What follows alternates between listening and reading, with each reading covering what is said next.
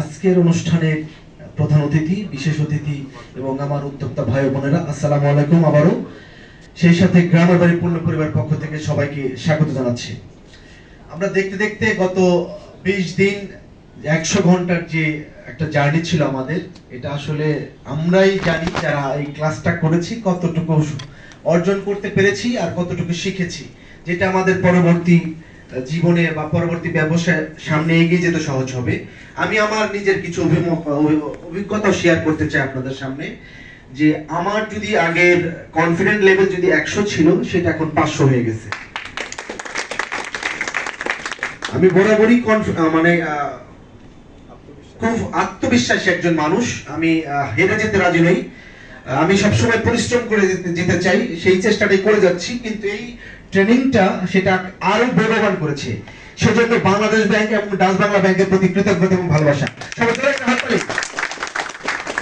আমি এই ট্রেনিং এর মাধ্যমে শিখেছি কিভাবে একটা বিজনেস প্ল্যান করা যায়, কিভাবে আমার দৈনিক আয় ব্যয় হিসাব রাখা যায়, কিভাবে আমার ব্যাংক লোন পাওয়া যায়।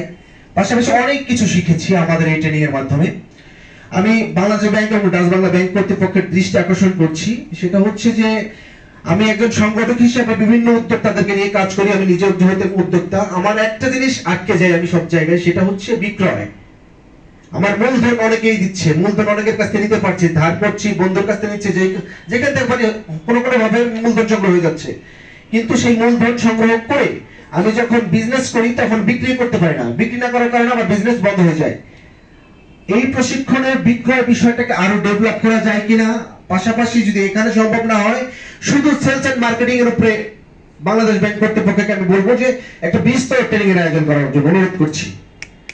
পাশাপাশি আমি একটা জিনিস আপনাদেরকে আর একটু নোট দিতে চাই, সেটা হচ্ছে যে শুধু কেন নারী উদ্যোক্তা, পুরুষ উদ্যোক্তারা কি দোষ করেছে? নারী উদ্যোক্তাদেরকে আপনারা 5% লোন দিচ্ছেন, এই জায়গা থেকে আপনাদের বেরিয়ে আসার অনুরোধ করছি। আমি বলতে চাচ্ছি যে উদ্যোক্তাদেরকে 2% হারে লোন দেওয়ার জন্য। উদ্যোক্তাদের কোনো ছেলে নাই, কোনো মেয়ে নাই, উদ্যোক্তারা সবাই উদ্যোক্তা। এখানে এই বিষয়টা অবশ্যই আপনারা নোট করবেন। আরেকটা জিনিস বলতে চাই, সেটা হচ্ছে যে আমাদের যে এই লোন প্রসেস বা বিভিন্ন বিষয়ে, আমাদের ট্রেড লাইসেন্স থেকে শুরু করে বলেন যে কোনো বিষয়ে, আমাদের এই উদ্যোক্তাদের যে একটা সনদ দেওয়ার জন্য কি পরিমাণে হ্যাসেল বহন করতে হয়, যার কারণে আমি আমার কথাই বলি, আমার গ্রামের বাড়ির পণ্য আমি 2019 সাল থেকে শুরু করেছি। আমি শুধু ট্রেড লাইসেন্স করতে পেরেছি, আর বাকিটা করতে পারিনি। কেন? আমাকে বিভিন্ন ধরনের আমার বিএসটিআই করা দরকার, আমার কোনো ফ্যাক্টরি নেই, আমি বাসায় হোমমেড ভাবে তৈরি করছি, আমি বিএসটি করতে পারছি না, যার কারণে আমার প্রতিষ্ঠানের গ্রোথ হচ্ছে না। এরকম অনেক ধরনের প্রতিবন্ধকতার মধ্যে আমি আটকে আছি।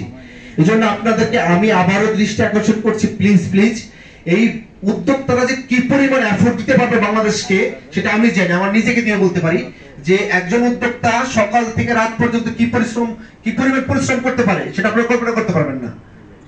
সেজন্য আপনাদেরকে দৃষ্টি আকর্ষণ করছি আবারও যে প্লিজ উদ্যোক্তাদের পাশে দাঁড়ান, যুবকদের পাশে দাঁড়ান, দেশ পরিবর্তন হয়ে যাবে। আপনাদের যে চেষ্টাটা, সেই চেষ্টাটা আরো বেগবান হবে। আর কথা বেশি বাড়াবো না, সবাই ভালো থাকবেন। আমার কথা যদি কোনো ভুল ত্রুটি হয়ে থাকে ক্ষমা সুন্দর দৃষ্টিতে দেখবেন। আবারও সবাইকে গ্রামের বাড়ির পূর্ণ পরিবার এবং যুব উদ্যোক্তা ফাউন্ডেশন পরিবার পক্ষ থেকে স্বাগত জানাচ্ছি। সবাই ভালো থাকবেন, আল্লাহ হাফেজ।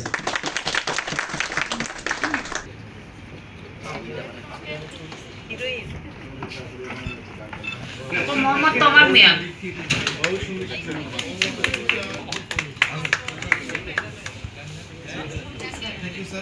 সবাইকে গ্রামের বাড়ির পূর্ণ পরিবার পক্ষ থেকে শুভেচ্ছা।